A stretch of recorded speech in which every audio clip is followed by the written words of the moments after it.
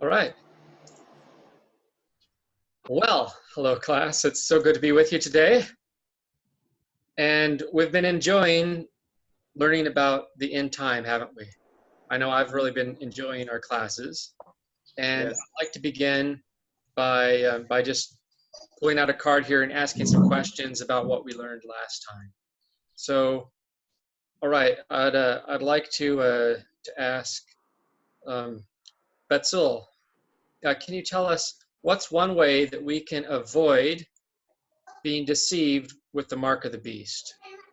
Have the faith. Very good, thank you. And so today we're also going to talk about deception. I'm excited about our lesson today because it's extremely important. You know, when I go shopping, if I pay with 1,000 peso bill, I've noticed that the cashier will put the bill underneath a light. Have you seen that? They'll put the bill under a light. What do you think they're trying to do when they're looking at that bill in the light? Douglas, what do you think they're doing? The originality of the okay, yeah, so they're trying to make sure that it's genuine, that it's not counterfeit. Right. So, you know, the Bible says in Matthew 24, verse 24, there shall arise false Christs and shall show great signs and wonders, inasmuch that if it were possible, they shall deceive even the very elect. So the Bible says that many people will be deceived when a false Christ appears. So today we're going to compare what the Bible says about the true Christ with false Christs so that we can avoid being deceived. Does that sound good? Sound interesting? Let's do it. So I sent you a document. So if you'd like, you can check your email to read the document. Yes. Otherwise, I'll share it I here like on to the hear. screen. Can you hear me all right? Yes. Yes? Yes. Okay. All right. So let's see if you can see my screen here.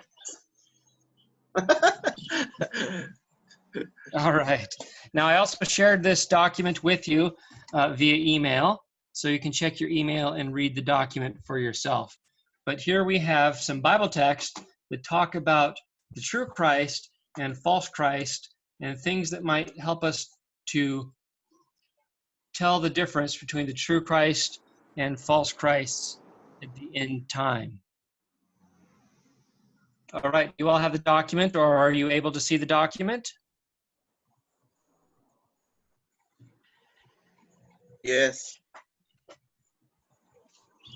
Okay, I'll just give you 1 minute here to look this over.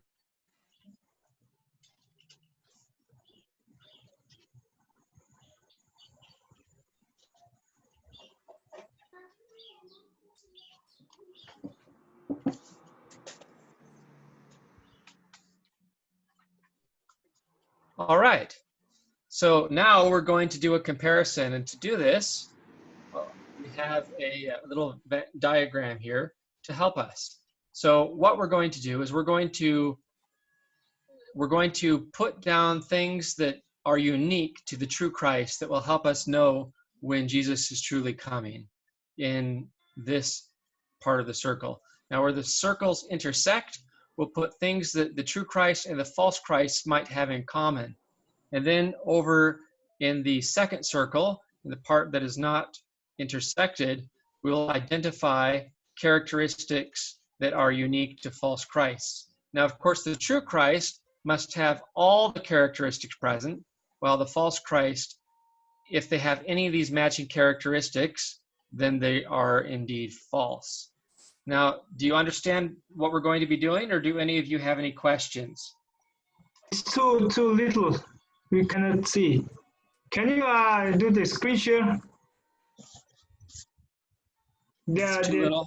Yeah, Is this- the text, it's hard to see. I don't know. From my side, it's very hard to see. Okay. Unfortunately, this is the best I can do. Okay. Can you maybe make your screen a little bigger?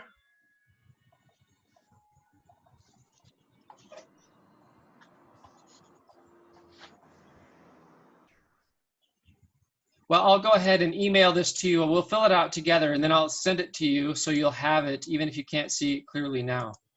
Okay.